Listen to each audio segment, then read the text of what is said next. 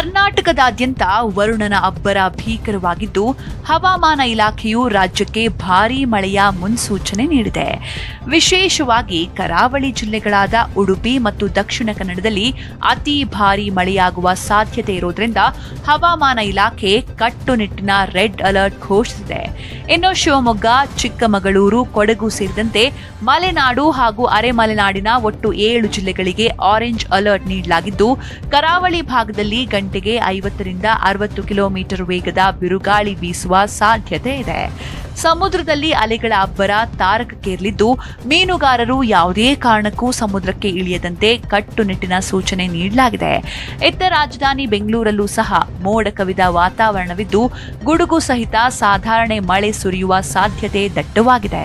ಇನ್ನು ನೆರೆ ರಾಜ್ಯ ಕೇರಳಂನಲ್ಲಿ ಮುಂಗಾರು ಮಳೆ ಮಿತಿ ಮೀರಿದ್ದು, ವರುಣನ ಆರ್ಭಟಕ್ಕೆ ಜನಜೀವನ ಸಂಪೂರ್ಣ ಅಸ್ತವ್ಯಸ್ತಗೊಂಡಿದೆ.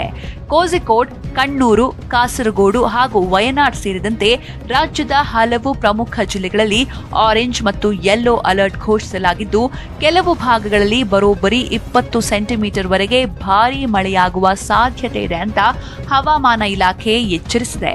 ನಿರಂತರ ಮಳೆಯಿಂದಾಗಿ ಭೀಕರ ಭೂಕುಸಿತ ಉಂಟಾಗುವ ಆತಂಕ ಎದುರಾಗಿರುವ ಹಿನ್ನೆಲೆಯಲ್ಲಿ ಪ್ರಮುಖ ಪ್ರವಾಸಿ ತಾಣಗಳಿಗೆ ಪ್ರವಾಸಿಗರ ಪ್ರವೇಶವನ್ನ ಸಂಪೂರ್ಣವಾಗಿ ನಿರ್ಬಂಧಿಸಲಾಗಿದೆ.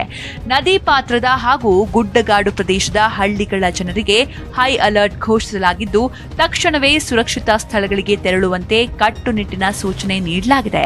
ಯಾವುದೇ ರೀತಿಯ ತುರ್ತು ಪರಿಸ್ಥಿತಿಯನ್ನ ಸಮರ್ಥವಾಗಿ ನಿಭಾಯಿಸಲು ಜಿಲ್ಲಾ ಮಟ್ಟದ ನಿಯಂತ್ರಣ ಕೊಠಡಿಗಳು 24 ಗಂಟೆಯೂ ಕಾರ್ಯನಿರ್ವಹಿಸಲಿದ್ದು, ಸಾರ್ವಜನಿಕರ ತುರ್ತು ಸಹಾಯಕ್ಕಾಗಿ 1077 ಮತ್ತು 1070 ಸಹಾಯವಾಣಿ ಸಂಖ್ಯೆಗಳನ್ನು ಬಿಡುಗಡೆ ಮಾಡಲಾಗಿದೆ. ದಕ್ಷಿಣ ಒಳನಾಡು ಮಾತ್ರವಲ್ಲದೆ ಉತ್ತರ ಕರ್ನಾಟಕದ ಜಿಲ್ಲೆಗಳಲ್ಲೂ ವರುಣನ ಆರ್ಭಟ ಶುರುವಾಗಿದ್ದು, ಜನರಲ್ಲಿ ಆತಂಕ ಮೂಡಿಸಿದೆ.